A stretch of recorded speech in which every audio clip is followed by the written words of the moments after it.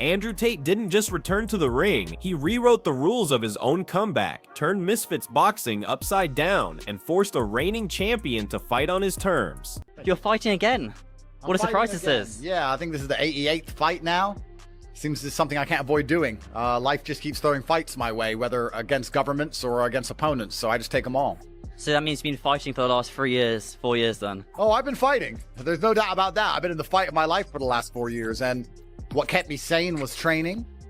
You know, I always wanted to have a comeback fight. I always thought I was going to do a big one, and then I got arrested, thrown in jail. In jail, I was training. On house arrest for 3 years, I was training. All I did was train for 5 to 6 hours a day. So it'd be a shame to waste it and not project the force on somebody's face. So that's the plan. The man they call Top G isn't stepping into an ordinary fight. He's stepping into a chess match he already rigged in his favor. And what he did to Chase DeMoor has the entire boxing world asking one question: how did Tate pull this off? Yeah, I have nothing against Chase personally. I think he's quite an entertaining guy. Seems like a nice guy. But he is the heavyweight Misfits champion.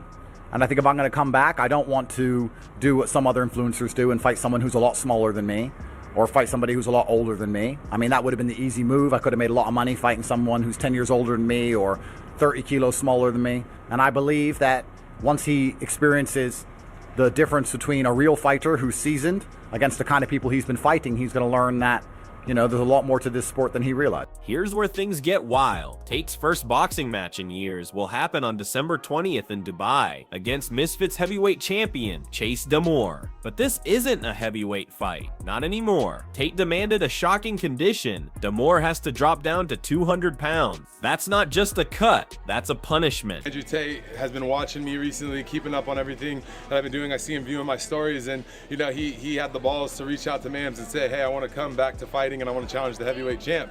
And I said, you know what, anytime, any place, anywhere. So okay, good to know. I mean, so let's be real. What is a check looking like, you know, to fight Tate right now? What are we talking number-wise? I mean, I don't want to make anybody jealous or anything, but I could fight this fight and I could retire from boxing comfortably. Obviously, like, there's a lot of stipulations that we had to go through. He got to pick the weight. He's got a rehydration clause. He's got a rematch clause in there, so it's actually a 2-fight deal if I win. And yeah, you know, I'm gonna make sure I'm looked after, my team's looked after, and yeah, you know, we're making quite a bit of money off. For a 6'5" powerhouse who's never weighed under 219 in his career, this isn't business, it's sabotage. DeMoor admitted on camera that he's been forced to shed nearly 25 pounds, saying he'll tighten up the diet and push harder. But anyone who's been in the game knows that kind of cut doesn't just trim fat, it drains life. So what's your take on Tate being named CEO of Misfits Boxing?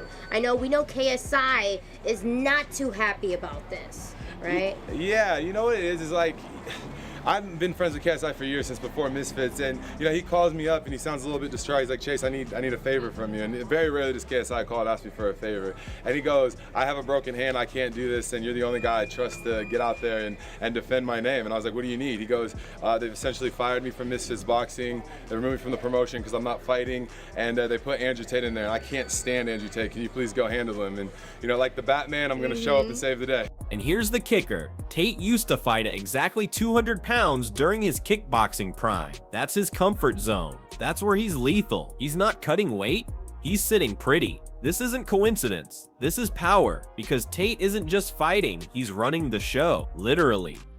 And KSI, you are no longer the CEO of Misfits Boxing. You have been relinquished of your duties as CEO. We need a new CEO. A CEO who's going to dedicate their life to this brand. A CEO who's going to fight for this brand in the ring, out the ring. And that CEO is here. Please welcome our new CEO. Right before the fight announcement, Tate revealed he's now the CEO of Misfits Boxing. Let that sink in. The same company founded by KSI is now led by his biggest rival. Tate replaced KSI, took the throne, and immediately booked himself as the main event against the champion. Oh my God. Oh my God. Andrew Tate is the in-storyline new CEO of Misfits. This is going to be very controversial. Some people are not going to like this at all.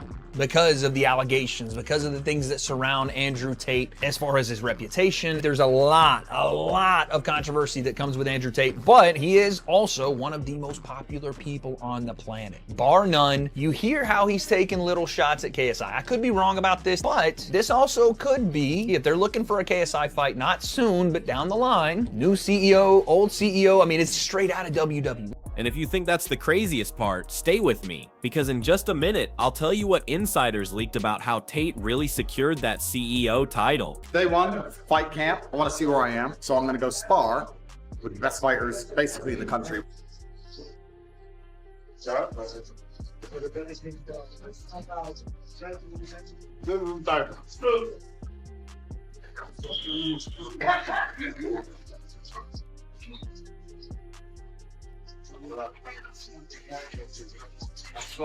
The announcement hit the influencer boxing scene like a nuclear bomb. KSI, the face of Misfits, was blindsided. He went public in disbelief, calling the move ridiculous, asking how his own organization ended up under the man he spent years feuding with. They're sending me in there. I'm the greatest to do this, especially in the influencer space. I'm a big, strong, fast heavyweight, much larger than him, faster than him, stronger than him. And he's banking on, experience that he had before his prison sentence 15 years ago. And I'm gonna go in there and I'm gonna make him feel every single punch, every single word. I'm gonna embarrass him in front of the whole world. So he's gonna be a laughingstock. Hours later, KSI posted an emotional video, admitting he's been struggling since losing to Tommy Fury. The timing couldn't have been worse. Tate didn't just take his company, he took his spotlight. And as CEO, Tate wasted no time proving who's in charge. His first order of business? Forcing the heavyweight champ into a cruiserweight nightmare. That's not confidence, that's domination before the bell even rings.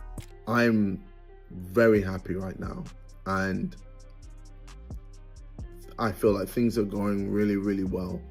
And I want it to continue. And yeah, for those of you that have been watching me for a long time, supporting me, whatever, I've been through all my roller coasters because, as a human being, man, I've made so many mistakes, and I will continue to make mistakes. I will continue to have problems or learn to fix them. But, this year, I've seen it as a proper transitional year for me. A proper year where I've got rid of a lot of dead wood and figured out what makes me me, what makes me happy. And yeah, I feel like next year, man, I'm just gonna be 100% back, actually making progress again. Chase DeMoor now walks into a trap he didn't set. His name is second on the posters. His say in the contract was limited. Even the weight limit screams disadvantage. But the man's not backing down. DeMoor says this fight is his defining moment, his chance to break the myth of Andrew Tate. Yeah, we got the good shot. Fighting the Andrew Tate undercard. So you know who I was supposed to fight. I was ready to fight. He asked to fight. He called it out. I accepted. That's the fight. That's the one I want to do. And then more time, and if you don't want to do it on Brandless, we could do it on Misfits. And he'll need everything, because this won't be a Misfit circus fight. It's 5 rounds, 3 minutes each, with 10-ounce gloves. Fast, sharp, and brutal. The perfect arena for Tate to show the world he's still the calculated striker he once was. Very hated online. I mean, are you gonna beat him up for the haters? Are you gonna do it for the people? You know what it is? It's like, he's got to answer for everything he's done. I come from reality TV. I have a huge girl audience. A lot of people hate this man, and if there's one thing about me is it's like I'm gonna be the judge, the juror, and the executioner come December 20th, and he's gonna have to answer for everything he's done, and I'm gonna knock him out in front of the world. But before you crown Tate the favorite, there's a dark twist. DeMoor's last 5 wins in the crossover scene were all earned the hard way, grinding through brawls, proving he's not just an influencer with gloves, he's a champion for a reason. And now he's facing a man with a resume that screams violence. 4 ISCA world titles, dozens of knockouts, and a chip on his shoulder bigger than Dubai itself. But here's the question that keeps fans glued to their screens. Is this really a fair fight, or is Tate scripting his own redemption arc from the top down? because just when the world thought Tate was done, buried under legal trouble and media fire, he flipped the narrative. His travel ban was lifted. His charges still loom in Romania, but his image? Reborn in chaos. He used controversy as fuel and turned it into the most watched comeback of the year. And if you think this is just hype, wait until you hear who Tate convinced to join the undercard. Promoter Mams Taylor confirmed that Tony Ferguson and Dylan Dennis will fight on the same night. Ferguson, a legend of war. Dennis, the most polarizing troll in combat sports. Taylor even joked about Dennis asking to fight in face paint just to make it weirder. That's how insane this event has become. But it's not all jokes. This card is stacked with danger, ego, and high stakes. Ferguson's unifying his middleweight belt. Dennis is defending his title. And Tate, he's fighting for power, image, and legacy. Liam Harrison, an 8-time Muay Thai world champion, didn't mince words about it. He said Tate's knockout power is real. This could end ugly for DeMoor. And when a man who's seen real wars says that, you listen. But here's the real tension for DeMoor. This fight isn't just survival, it's rebellion. Beating Tate would make him an overnight global name. The man who humbled the top G. The fighter who beat the CEO of Misfits in his own empire. It's a story so wild that even boxing purists can't look away. The influencer scene's loudest villain versus the most underrated champion in the game, in a match that might redefine what controlled chaos really means. And remember this, there's one rumor floating through insider channels that could change everything. Whispers say Tate's planning something after the fight that could permanently alter Misfits Boxing's future. A power move bigger than the CEO switch. So stay tuned, because on December 20th in Dubai, this won't just be a fight, it'll be a declaration of war between ego and empire. And when that bell rings, one of them walks out a legend, and the other a headline.